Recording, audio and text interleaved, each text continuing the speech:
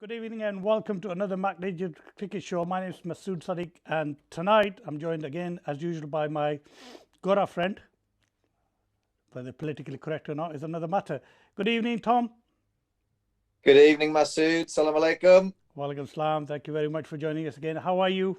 Very well, thank you. Looking forward to this chat, as always. It's been very good the last few times. Hope it continues. Yes, of course, we'll carry on doing it. As long as you're available, I'm on this side, always ready for you. Right, on to, we got rid of the test series, all gone and done and dusted. You guys have won that, well, not comprehensively, but easily at the end. And it could have been a comprehensive 3-0 victory if the weather had probably held up. On to the T20s. I said the other night, end of the show, I was going to predict that. I did a Glenn McGrath thing, isn't it? 3-0. But I don't You think did?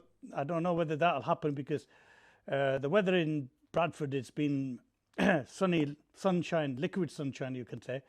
I can't see what's it like across the other side of the Pennines. Very much the same, Masood. So I think tomorrow the forecast is for more rain, but the start of the match isn't until the evening, is it? So I think they might get a game in, albeit the ground staff are going to have to work pretty hard to ensure the outfield's safe. But yeah, it's a 6 o'clock start, I think.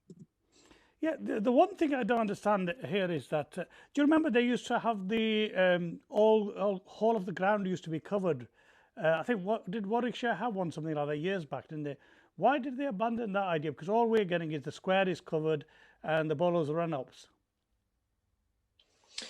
Yeah, I don't know, but I mean, obviously things have moved on, and I think I was there for the Lancashire Yorkshire T20 a couple of years ago, which was only 14 overs each team, and I think Yorkshire looked as though they were out of it when Kane Williamson and Joe Root came to the wicket, and actually the two of them, who aren't known for their power hitting, got Yorkshire within a whisker of winning, and then I think both of them made a very bad decision in the penultimate over, which cost them the game.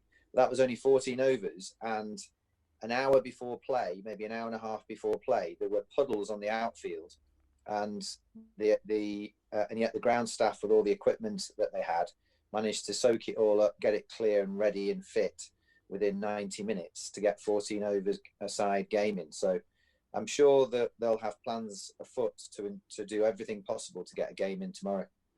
Well, I'm hoping it is, if they can get it and if the rain holds up. It should be an exciting series because we've got the number 2 and number 4 team in the T20 rankings. Not so long ago, Pakistan was number 1, but they've actually slipped down to number 4. Oh, I thought it was going to be the other way around. I thought Pakistan would be second and England would be fourth. No, I've actually checked up the rankings today. So I've been doing some research, mate. I've been doing some homework tonight. Well, it's good to hear on this one occasion you've done that. Yeah, sometimes. I mean, if my teachers ever saw this, they'll probably think, "Oh, wow, what's happened to him? He's done some homework." Yeah, so I'll be looking at it, Yeah, and England are second, which basically means it should be an exciting game tomorrow. yeah, but you know as well that those world rankings don't mean anything in a head-to-head match, especially when it comes to Pakistan in this format of cricket. So I don't. You're probably going to know a lot more about. Well, you definitely know a lot more about the Pakistan selection for this series. I'm looking forward to seeing a couple of players I'm not that familiar with in county cricket, but have grabbed the headlines in IPL contracts, 100 contracts. The two guys from Somerset, Banton and Gregory. So I hope they both get picked. I don't know whether that's feasible because Bairstow's the keeper, and I know Gregory's a keeper for Somerset, but Banton's already done well in the Big Bash, hasn't he? And I think he got picked for IPL as well. So I'm really looking forward to seeing them. Yeah, of course. I'll be looking through the England lineup and stuff. Yeah, they're both in the squad, obviously. And if they play, then that should be exciting. England have lost Jason Roy, though, through injury, hasn't he? He's not going to be playing. So that may be good news for Pakistan. Yeah, I think it will be good news for Pakistan. He obviously did very well in the World Cup, and he's very much a confidence player. Likes to go hard at the ball from ball one. Really, he's not afraid of trying to hit over the top and use his power in the V. But we won't be seeing him, so there's going to be another opening partner for England because of his injury. Apart from the two you mentioned, who else you reckon will do well from your side? I mean, you got the quite a few World Cup winners in there. You got Adil Rashid, Moeen Ali, of course the captain. I know that you were going to mention Adil Rashid because you'll claim that he's actually should be playing for the other team, but I think that he just brings something which England without him don't have. That different kind of wrist spin, a leg spin in the middle overs in T20 in the modern game is always a very good weapon to have. So I think he'll play. I'm not so sure about Moeen Ali. I don't know whether he'll play. If he does, he's now got a wealth of experience, and the two of them play well together in the side. And as captain of Worcestershire, that's my home county. He's done the county proud with his leadership over the last couple of seasons, having got them into the T20 Blast finals for the last 2 seasons, which they won the year before last. The other player that I hope will get a run out, I know he's only a reserve, but I hope we'll see him, if it's not against Pakistan, he might get in against Australia, is a young bowler from Worcestershire called Pat Brown. I know he's had a few injury worries, and that might be why he's not made the squad, the first team squad, but he only is a reserve. But he's one to look out for sure. Well, you've got also on Pakistan side, you've got the number 1 batsman, Babar Azam. He's leading as well. He's the captain of the T20 side. And we've got the big guns, Wahab Riaz and Mohammad Amir back. I'm not so sure. We've got Mohammad Hafiz, Shoaib Malik is still back in the team. They're all in the squad. And former captain Sarfraz. I mean, plenty of captains in Pakistan team at the moment. Well, that might work for them, but it might equally work against them because you and I both know from personal experience that those kind of internal sort of cliques can sometimes not necessarily gel in a cricket team. So, as long as everybody knows what their role is, whoever's picked in the first 11, then hopefully it'll make for an exciting matchup. And it will be fireworks. I wouldn't want to be a bowler, even though the conditions might, on paper, with the weather being funny, might suit the bowlers, but I still wouldn't want to be a bowler. I think somebody to mention as well is Jordan for England. I think he's kind of honed his skills to become a really, really highly respected, world T20 type of bowler. And he's, the death, he's one of the best at bowling Yorkers to try stem the flow of runs. So I think he's somebody to watch out for if you're a Pakistan batsman.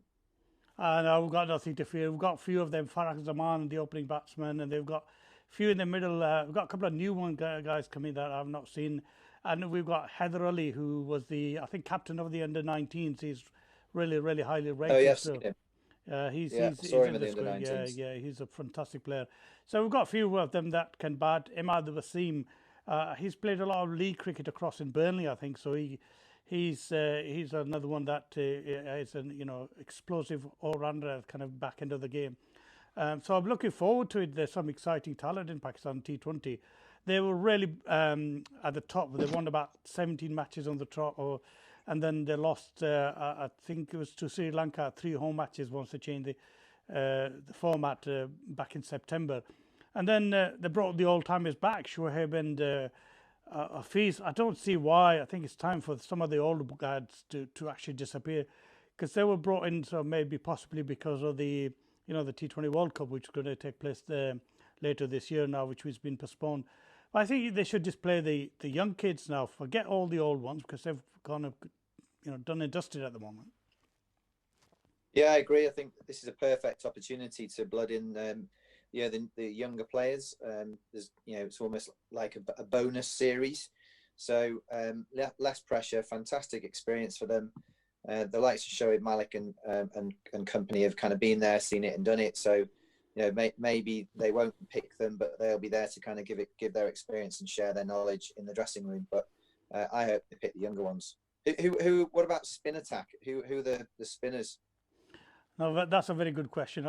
Actually, having looked in that, I've not seen who's the spinners. I've just seen the fast bowlers. The Wahab Riaz, and you've got the Naseem Shah, Shaheen Shah Afridi, he's in. Mohammed Hasnain's in, and they're all quickies. 5 of the quickies in there, and probably they'll use Hafiz as one of the spinners and Shoaib Malik. That's the sort of thing. and there's none of them. I don't know. Maybe I need to do some more research and see which are the other guys who are Well, spinners. maybe your teacher's report has come back to haunt you, because I'm sure it will have said he could have done more. Oh yes, yes. It's the last minute as usual. The last minute of jotting the numbers down and notes down. Yeah, so 5 fast bowlers in that squad, which is phenomenal. I don't know whether any of them will get a game now. I don't know if I probably would have rested Shine Shafridi and Naseem Shah, because I've just had a test series back to back test Yeah. matches, and the young lads, so they should be given time to rest, and maybe bled in the other fast bowler Mohammad Hossain. He was on tour here last year. He played a few games before the World Cup, but wasn't actually used in the World Cup at all. Well, I think I'm with you. I think give the younger ones a go. I do think the weather will play a part, not just because of the things we've talked about already, but I think my experience as well. Players from the subcontinent who are used to playing in much warmer conditions find it not exactly easy, and pretty sort of cricket-like almost to play in in an evening game in Manchester, almost in September. So there might be images again of Inzamam wearing his Yorkshire beanies. There might be some Pakistan beanies in the Pakistan field tomorrow. They talk about Yorkshire and the beanies. I remember when he was actually playing in Scarborough and he was wearing that, and he said to me, "Is Scarborough part of Yorkshire? Why the hell do we have to play so far away from Headingley? Why can't they play other games here?" Yeah, well, there you go. That kind of mentality is what I remember from stories you told me about Inzamam. But it's not going to be like anything they've experienced, I don't think. Maybe that's why they brought a couple of experienced players who've been there and played in English conditions before. If that guy who's played in Burnley is going to be given a chance, he'll have a bit more of an understanding, because the weather there is not exactly Islamabad. So we'll see.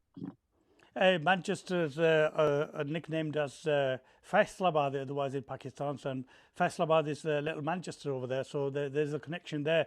Imad Wasim is the other spinner, actually. He's a left-arm spinner, isn't he? And, well, if we could always get Wasim out, he knows Old Trafford well enough, and he's been in Lancashire for more years than anybody else. Yeah, and he's covering the series, isn't he, for Sky? So he's going to be one of the co-commentators. I think he's done a good job, actually. Yeah, it's a long story about Wasim and his first experience on radio. I'll tell you that story another time, because he is back in '96 when we first started. I started working with him on 5 Live, and that was one of my experiences of meeting Wasim for the first time. And we were on the radio first time ever Pakistani captain went live.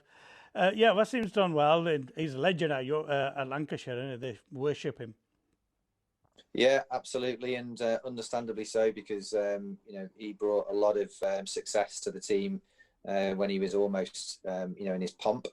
But he's very good friends, isn't he, with Neil Fairbrother? And I know that I've not actually had the privilege of playing against him, but a few of my mates in the over 40s at Warrington have played against Wasim when Neil Harvey Fairbrothers requested Wasim to turn out for them on a midweek 2020 fixture, and you're thinking, oh, this might be a bit tasty, and then all of a sudden Wasim comes in off 3 or 4 paces, and your day is done. So yeah, he is a true legend in Lancashire and the Northwest, and it'd be great to have him as part of the commentary team. Yeah, he's a legend in Pakistan as well. I mean, big name, big guy. And when I was, last time I saw him was when I was in Pakistan and Karachi, and he has a presence, in the stadium, even though he was commentating. And Wasim, wherever he goes, has this aura about him. It's the same with Afridi and people like that. So, and currently Pakistan side lacks maybe somebody with that kind of attitude. Maybe Shoaib Akhtar is another one that is missing.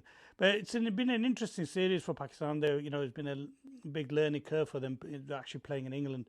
Some of the young guys have learned a lot, and hopefully, fingers crossed, we will have somebody who was actually writing his biography or writing a novel. Yunus Khan. Every time the camera went on him during the Test series, he was joined on the numbers. I managed to speak to him yesterday, and he's promised that he's actually going to join us after the series is concluded. So probably next week sometime we'll have the 10K man, Mr. Yunus Khan, join us here on Max Sports. Well, that would be a fantastic accolade for you and everyone connected. If you enjoyed what we discussed with Tarek, then that would be great to maybe carry on the conversation with him in person. No, I didn't send him that video because I think we were quite critical of him in there. So I sent him the one, me and you talking, and we'll praise the Pakistan team. So better not let him see that one, because if he sees that one, he ain't gonna come, mate. Yeah, I'm just gonna be softly approach you. Maybe if they after that, I don't know whether they'll be allowed to actually leave and go see some friends and stuff after the series finishes. He usually stays for a bit, and maybe bring him to Bradford and take him out for a curry. And see if get him back into our studio as well. But that's something for next week for people to look forward. But inshallah, we'll get probably at the weekend we'll get Asim Mushtabar to come on one of the days, and we've got people like Inzamam lined up, Rashid Latif. What about Nadeem? What about Nadeem? Nadeem, what about him? I've had Nadeem in the studio back in January, but at the moment I will get him online. He's another one that we'll probably get on. He's due to come into England in December, so he might be another one who will get in. Nadeem will get Nadeem. Hopefully we'll get Moin Khan as well. So that's exciting times for us in the future. And possibly maybe we'll think about doing some stuff during the IPL. I don't know what your timetable's like, but shall we go out to Dubai and do some... It's in the UAE, isn't it? Have some some sunshine and stuff, but that's for another day. Okay, well, all the best for today, tomorrow. And let's see if my 3-0 prediction. I'm just praying that weather holds up. Last week we were praying for the rain, and people said, when supporters have to pray for rain, then you might as well give up watching the cricket. But this time we're actually praying for the rain to hold up, because I think the T20 side, Pakistan side, is going to be a lot stronger for England, and so I want the 3-0 prediction to go ahead, mate. Yeah, well, I'm looking forward to the series, if nothing else, just to kind of reflect back after the 3 games and just see how far right or wrong you are with your prediction. I was much more conservative with my prediction of kind of 1-1 after 2 games and going into the final match to make it interesting for everybody. So I'll stick to that, and then we can compare notes as each game progresses. Yeah, well, we can see who's right. I'm sure I've got my bet ready. I'm actually ready for that 3-0 win, mate. No worries. I'll see you tomorrow after the game.